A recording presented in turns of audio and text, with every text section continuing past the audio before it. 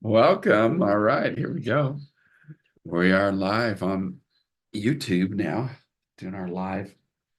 Good morning. It's interesting to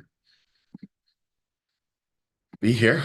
Carlos, Chantel, It's Campos. interesting to be here. Yeah, I mean, like it's just we're starting our Coffee Connect this morning, and we are just being overrun with the guinea fowl. I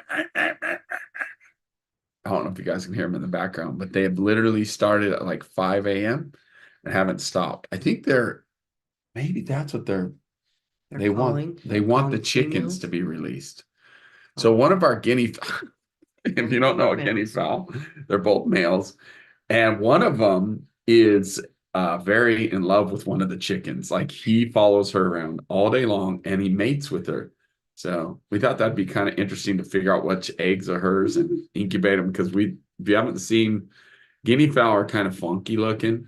They're awesome looking. They're awesome looking. And so Not necessarily sounding. yeah, they make a lot of noise and they're actually very weird looking. They look kind of like aliens. So with that said, like we have our guinea fowl that are making lots of noise today. Like seriously, and the chickens are still cooped up, so maybe that's it. Yeah, we find that when they actually don't go in the coop at night, they're nonstop. They're nonstop. So last night before bed, before they went to sleep, they were just. I tried to get them come down from the tree to go in the coop. Obviously, last night they just wanted to roost high up in a tree. And so I think that's a good theory, though. I wonder what would happen if we let them out. Dad, go let our tell Jay to go let out the chickens because these guinea fowl it's 8:30 right now, 8:34 to be exact. Since 5 a.m. this morning, since about 5:30, they started and they have not stopped. See, like that, like it's like, whoa, wait, why'd they stop? Maybe that's weird to have silence for like 3 hours.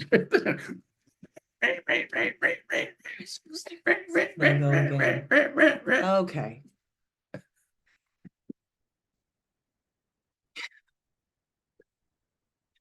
Oh, the ranch life. We do love it. But she was like last night because they were going crazy too. She was like, I'm gonna get a shotgun. About to pull out the 22.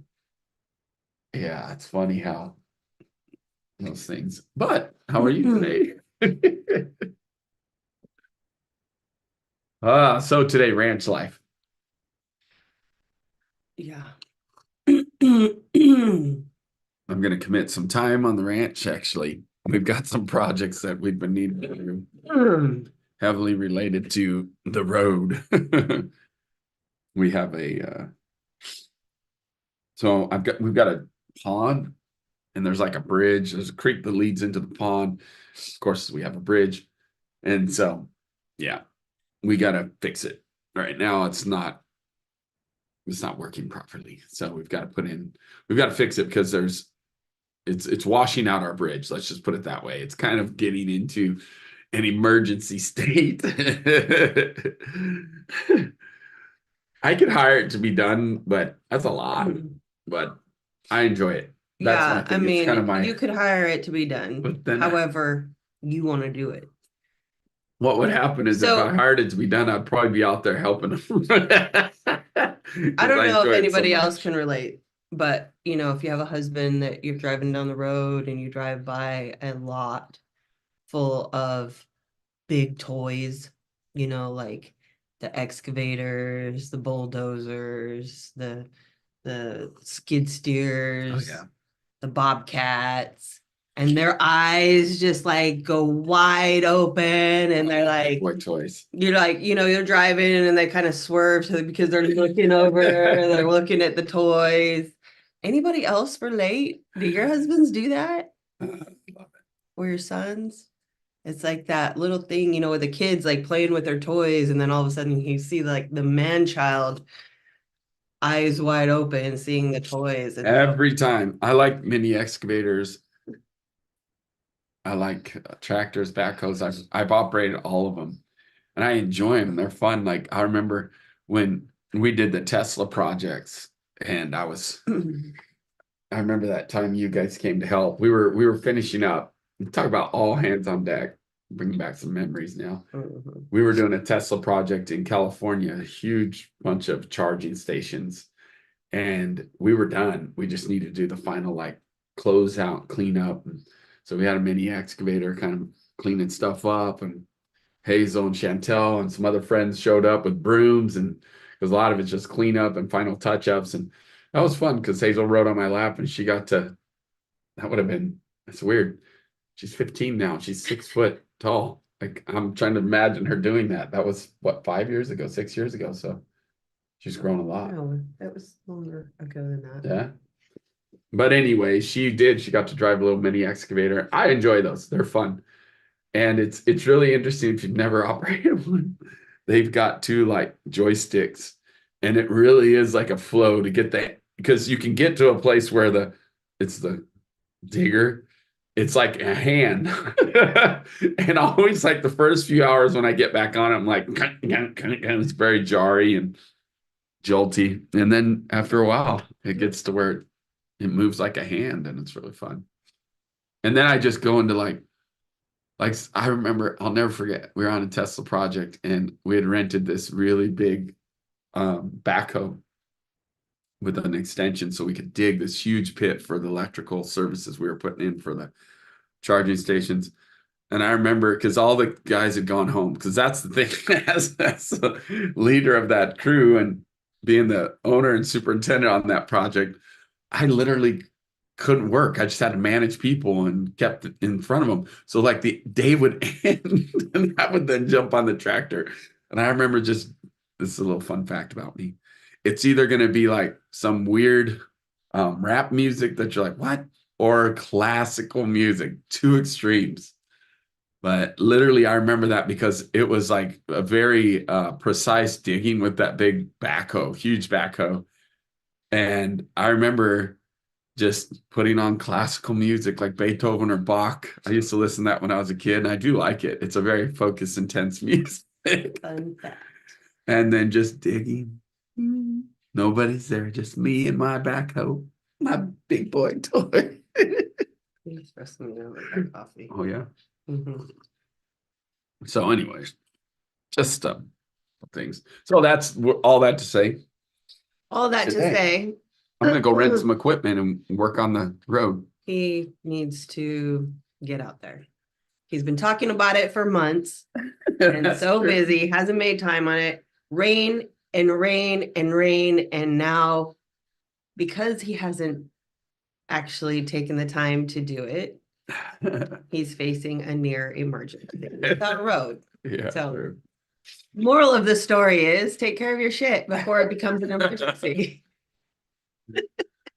It's all good. It's fun getting to work with Jay too. He's amazing. And we do have Jay, but Jay doesn't know how to operate those kind of machinery. So he's not confident yet in those things. So it does require Carlos. He's funny because he does it once he gets it there, and he's willing to jump on and do it. And he can figure it out because he's that guy. He's really smart. But it is true. Like initially he's like, yeah, you have to run the equipment. So anyways, that'll be fun. I've been wanting to work on that pond anyways. So that's an opportunity not only to like, and last time we had a mini X, we cleaned up a little bit and I dug that trench for the drainage and it's fun. But yeah, this time we'll work on it some more and make repairs, and yeah, it'll be fun. I'm dedicating part of the day today. Notice I said part of the day, but oh man, I actually wish it'd be a fun. I know this sounds really strange, but it'd be a fun vacation to like have a week's worth of just staycation. Just a week's worth of just working on physical stuff around the ranch. A staycation. And I think then I'll do all the utilities for our parcels that we're going to create. Dig the septic tanks. Just have a month of big boy toys on the property. Oh my gosh. That'd be like a dream come true. That'd be fun. Rent equipment and do it. Anyways. But how are the horses? They're shedding. Oh, the horses are shedding. Like, so my inner battle right now is because I'm dealing with talking again. Yeah, they don't shut up. My inner battle is with all of this congestion that I'm having. Do I groom them or do I wait? You groom them. Good. Yeah. Well, I tried last week and I lasted about a half hour before I couldn't handle it anymore because I couldn't breathe. Like they're shedding that bad. So the dander affects you. It's just everything. Well, last week it was also the wind, so wind is not so much today. True. And I do have some errands to run. You know, when you're traveling so much and you don't necessarily like actually run errands. I ordered some shorts and a bathing suit online, and I've already sent back the shorts once, got a new pair, and they still don't fit.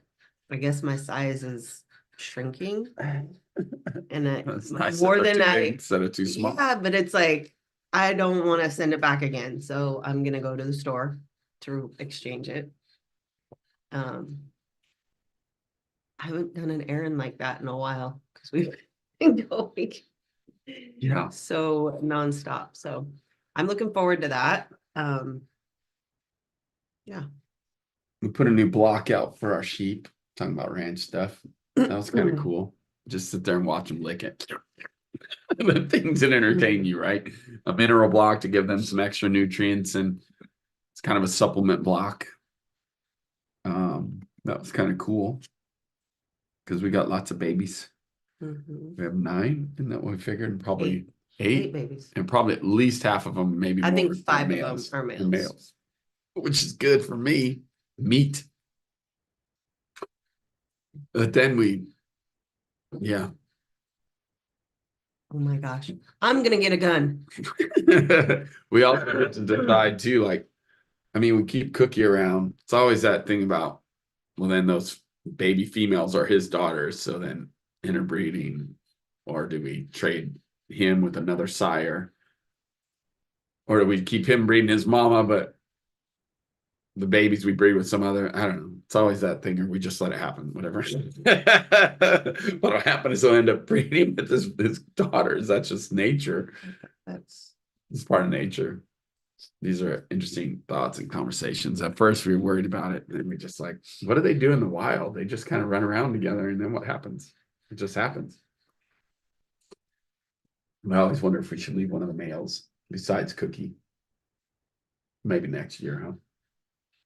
Because we always Cookie's still pretty young. Cookie is he was born on the ranch. He was one of the first ones, and we got attached to him. You like the name Cookie?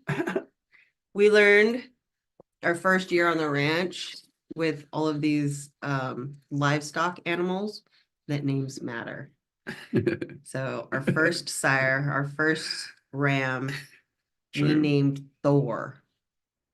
And if any of you know who Thor is, he's the god of thunder.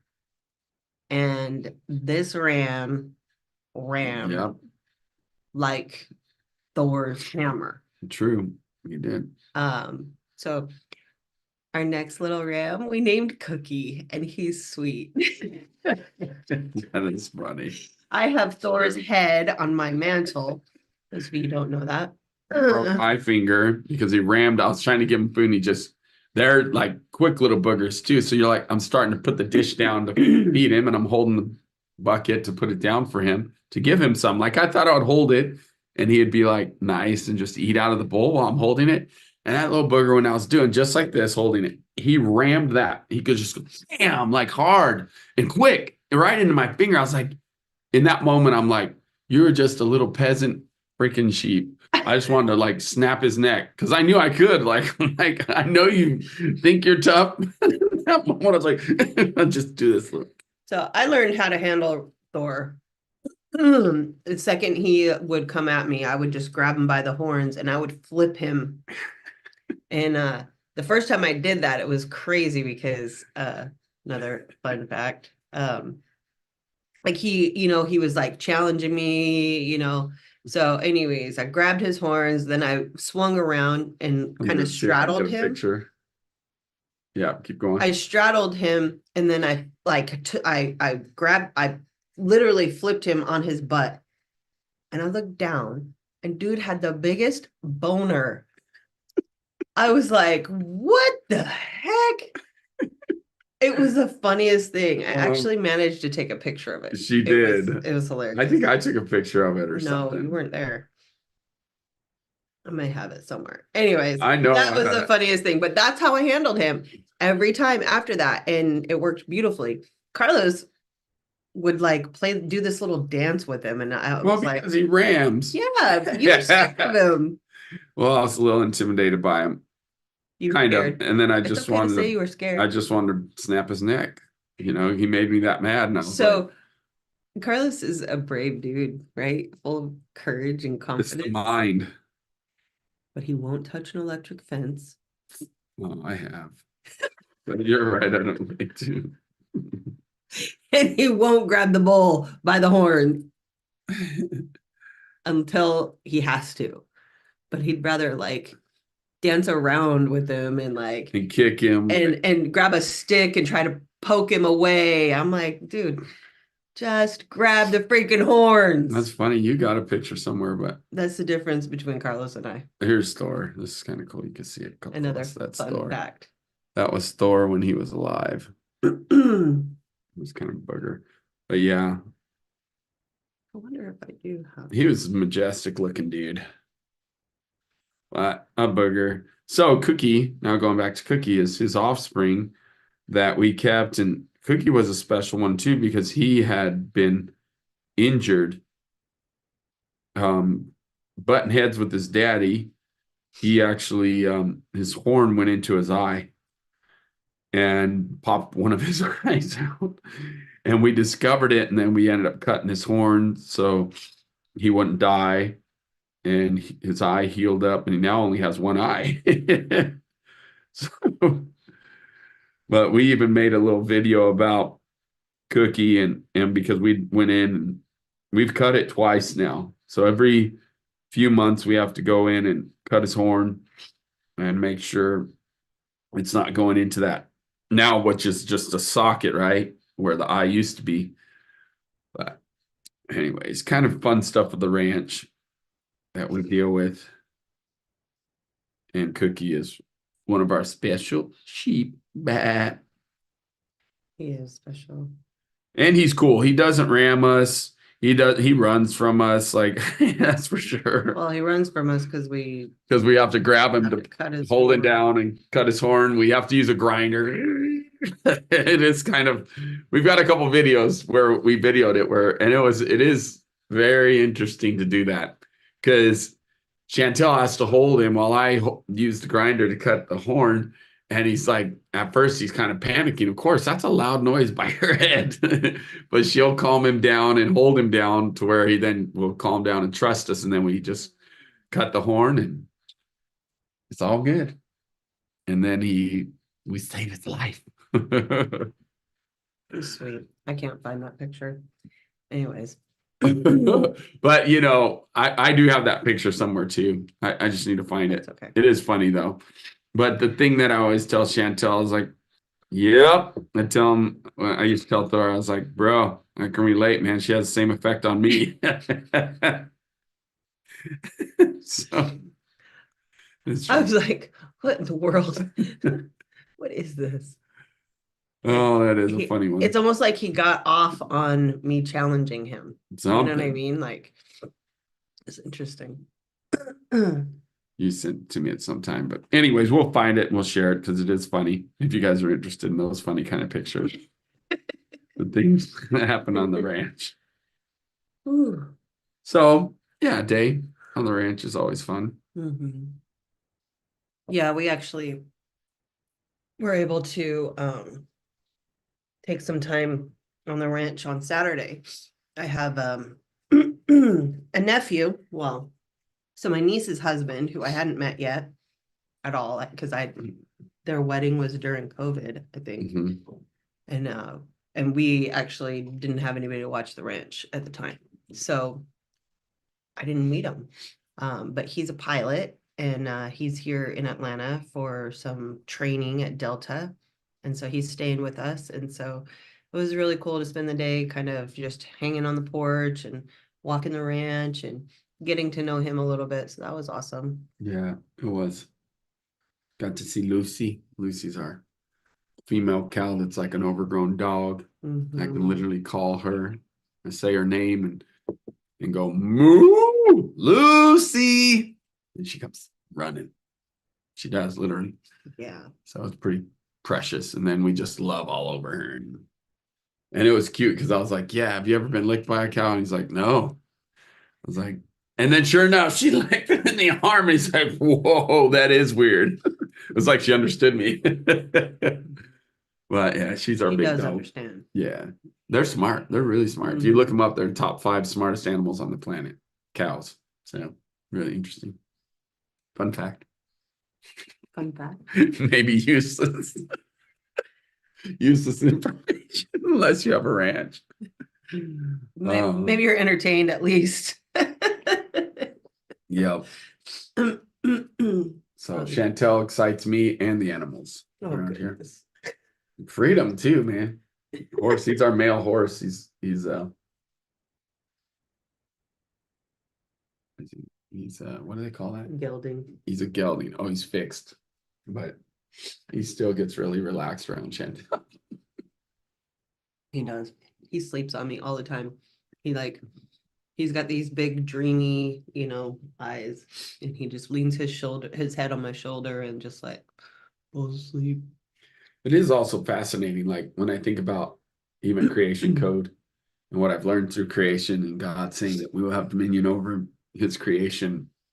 It's really a confidence thing because there is different responses that like freedom will have towards different people. He's kind of a booger at times and he'll bite. Dad, I'm always like, bite. I've never experienced that with him. And I don't know if he just knows that I wouldn't tolerate it or what. I don't know, but he'll literally put his big old head on my shoulder and rest in my neck. And I've never, I don't know, it's the weirdest thing. But I often notice that animals respond differently to different situations. Just like when the sheep see dad coming, oh my gosh, they come running because dad always feeds them, right? So he's conditioned them to where they love him and he loves that. He loves giving them some little alfalfa hay, I guess. He's giving them little pellets. Alfalfa pellets and they're chubby. Our sheep are chubby. They're ready for processing. They are chubby. Which is another thing, the cow we need to probably soon. Do you think we should process them both? No. Just the one. We have 2 castrated bulls right now, 2 steers. No, I think we need to do one at a time. I mean, especially if we have Vinny do it. Yeah. I mean, if we were taking them all the way up to the processor, maybe. We may need to take them to the processor. Vinny's our neighbor. He's really awesome, but man, he's got a lot going on these days. I would gladly let him do it, but that man wears a lot of hats. He's really awesome. True. And he's got a house full right now, family, lots of family there. So, but I definitely want him to hopefully process our smaller animals like the sheep and stuff. Cow is just a big deal. It's a lot. I wonder if we put Dexter and Cooper in the round pen together to finish them. Yeah, we thought about we did some research on how they finish and get like good fat marble on a cow. As they don't let them walk around because see, we have several acres to where the cows walk and they essentially get exercise. So you take away the exercise and you feed them really good. They get marble chunky. So it'd be interesting. We just don't want to finish them with grain and do all that unless it was like non-GMO or something grain that we could find. I don't know. Maybe it'd be worth it to do that too.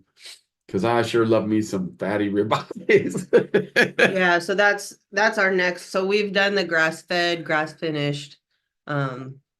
And it's just not great for the steaks. It's good, but it's lean. It's good. It's very good. It's very lean. Super tasty. So we're in our next phase Trying of something. experimentation. So I am, if anybody knows of some amazing non-GMO feed to finish a cow, I'm gonna be I actually want to go to Lowry's and talk to them. Yeah, it's it is very interesting how they finish, like when you understand Wagyu, like I did some, it's like, wow, they actually put them in like a dark area and don't let them move around, small, confined, dark, is keep them calm. And they put on fats. You know what? They put on fat because of that. They don't move around, plus they're in a dark, calm area. Like everything that creates, like even the light. So the darkness calms them down to where then they put on weight. What does that say about us as humans? That's why you can put on weight quick with depression and all those things and being lethargic and not getting out and getting sun. So it's interesting they create that in a cow in Wagyu, that fancy high-end meat.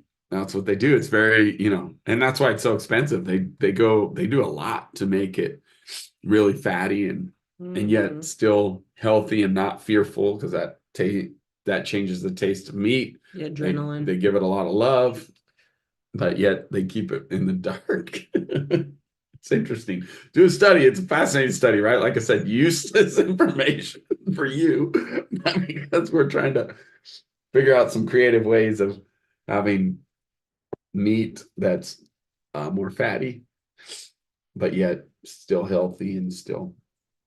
Anyways, all right. Well, thanks for tuning in. We're literally just talking about ranch stuff today. So I hope you were entertained. Oh gosh, dang, I finally got a splash, even though the coffee's almost gone. Yeah. Such a spaz sometimes. He's got his nice light jeans on and he's over here shaking his coffee mug, just, And it finally splashed on me. Instead of gets talking with his hand so much. I know. With a coffee mug in it. You're gonna have to go change. Till Thursday. Spray your jeans. Till Thursday. We will next Coffee Connect. See you on Thursday. If there's anything you'd like to know more about, ask us. Well, we do love what we do, and we do love our ranch. Work-life balance. Yes. Okay, blessings. Love you guys. Love you. See you Thursday.